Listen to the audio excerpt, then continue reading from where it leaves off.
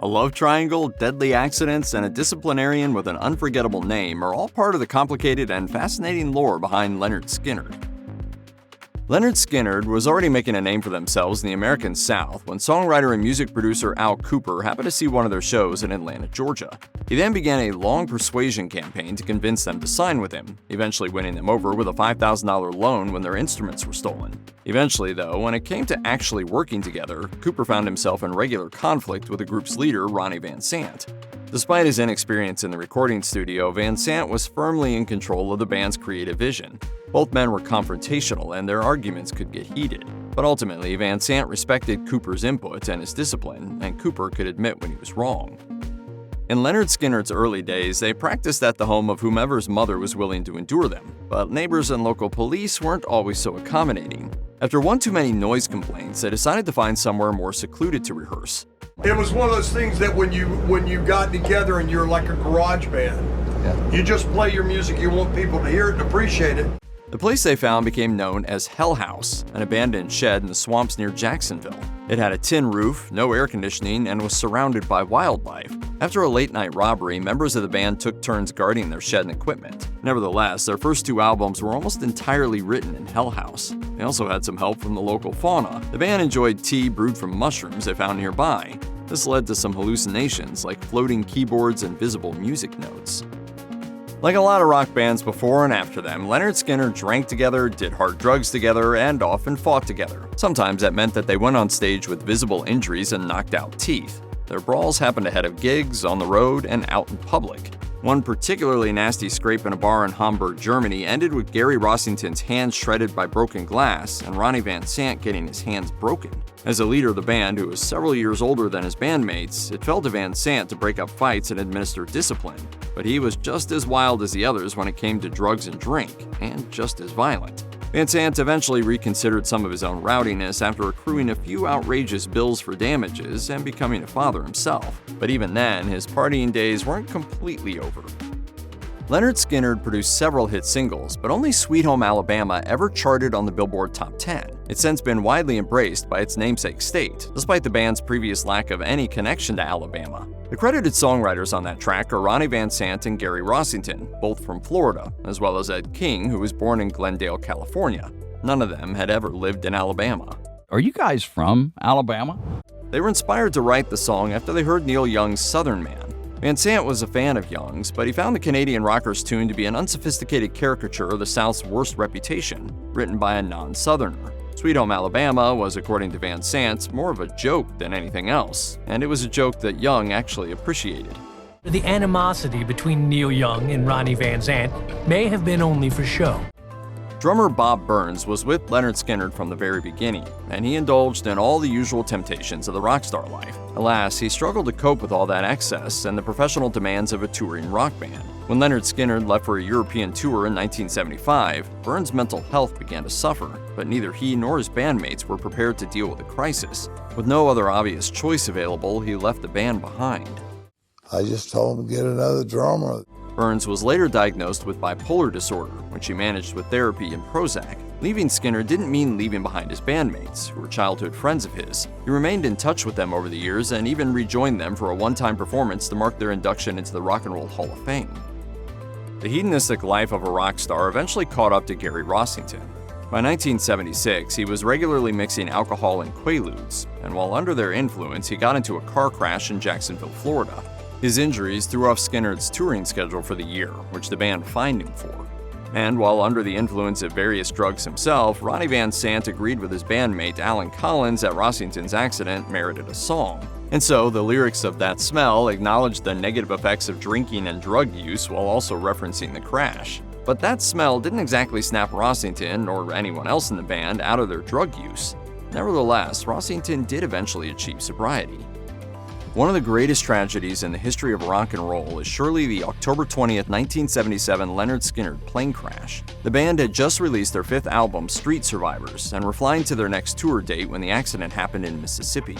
The casualties included the pilot and co-pilot, assistant road manager Dean Kilpatrick, guitarist Steve Gaines and his sister Cassie, and Ronnie Van Sant. Van Sant had regularly predicted that he wouldn't live to see 30, so his family and surviving bandmates weren't as shocked as they might have been at his death, but his passing nevertheless shook the group. His fate wasn't immediately disclosed to the survivors, all of whom suffered their own injuries. Gary Rossington and Alan Collins also ended up with survivor's guilt. Only one member was fit enough to attend Van Sant's memorial. Every night I have some kind of weird dream about it. Without Van Sant, the survivors saw no future for Lynyrd Skynyrd, and so Rossington, Collins, and Van Sant's widow Judy entered a formal legal agreement to dissolve the band.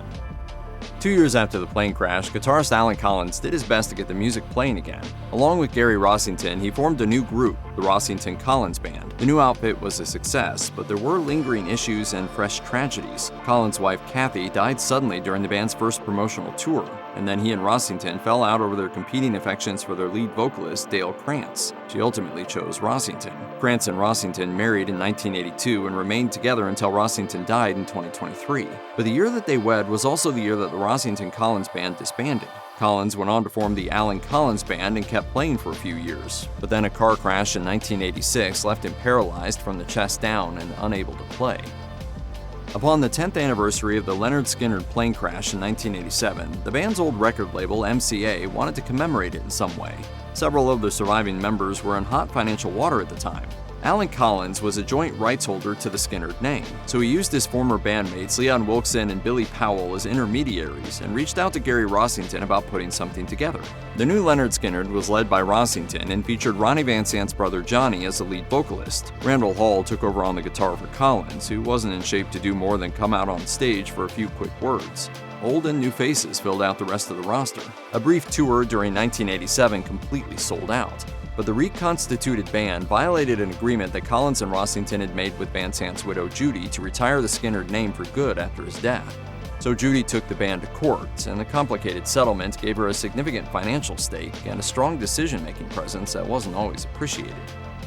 Lynyrd Skynyrd is inextricably associated with the American South, but their connections to the region have sometimes been controversial. The original Skynyrd emerged during a time when southern states were trying to heed the civil rights movement and find a new identity. The band has been considered a force in that movement, even though their concerts and promotional materials have made extensive use of the Confederate flag for years. The lyrics to Sweet Home Alabama, specifically its reference to segregationist Alabama Governor George Wallace, have been interpreted various ways. Meanwhile, Ronnie Van Sant claimed that the band had no deliberate or consistent political stance. In the ensuing decades, interpretations of Skynyrd's politics and the representation of the South have remained confused. They've been called conservative, though they've also responded to fan protests and largely abandoned Confederate imagery. You know what? The flag's been associated with so many hate groups. And, Yeah, that's what we... You know, and we can understand that. The current iteration of Lynyrd Skynyrd doesn't feature any members of the original 1969 lineup. Ronnie Van Sant died in the 1977 plane crash, Alan Collins died in 1990 of pneumonia, and Bob Burns died in a car accident in 2015. For a while, the only founding member still playing was guitarist Gary Rossington. By 2020, with multiple members getting older, Skynyrd prepared a farewell tour meant to end their lengthy treks around the country, while still leaving the door open for new records and the occasional live show. But Rossington's health was failing. He required quintuple bypass surgery in 2003 and struggled with heart trouble afterwards. Even before the farewell tour began, shows were canceled due to his medical issues. He died at his home on March 5, 2023. Two founding members of what would become Lynyrd Skynyrd didn't set out to be rock stars. Vocalist Ronnie Van Sant and guitarist Gary Rossington instead had dreams of the diamond. Growing up, both of them played baseball for local teams in Jacksonville, Florida. Rossington told his family that he wanted to head north and join the New York Yankees, while Van Sant was on the cusp of playing minor league ball when he shifted his career goals. In the summer of 1964, Van Sant was playing a game attended by Rossington and his friend Bob Burns when he hit a line drive that beamed off Burns' head and knocked him out. This led to a friendship and a rock band, with Burns as the drummer. They were soon joined by another guitarist named Alan Collins. He wasn't really into baseball, but he was determined to play rock music. Lynyrd Skynyrd may be one of the most iconic rock band names of all time, but that wasn't what these Southern boys were always known as. The group originally formed in 1964 as My Backyard, which was soon changed to the Noble Five. A string of other monikers that followed that included the Wildcats, Conqueror Worm, Sons of Satan, and the Pretty Ones. They settled on 1% after they saw a group of bikers sporting the phrase and took a shine to it, but that didn't last long either. They eventually found inspiration from the Alan Sherman novelty song Hello Mutta, Hello Fada, which mentions a Lynyrd Skynyrd who got ptomaine poisoning last night after dinner. Lynyrd Skynyrd also happened to be the name of Gary Rossington's high school gym teacher, a strict disciplinarian who regularly chastised Rossington for his long hair.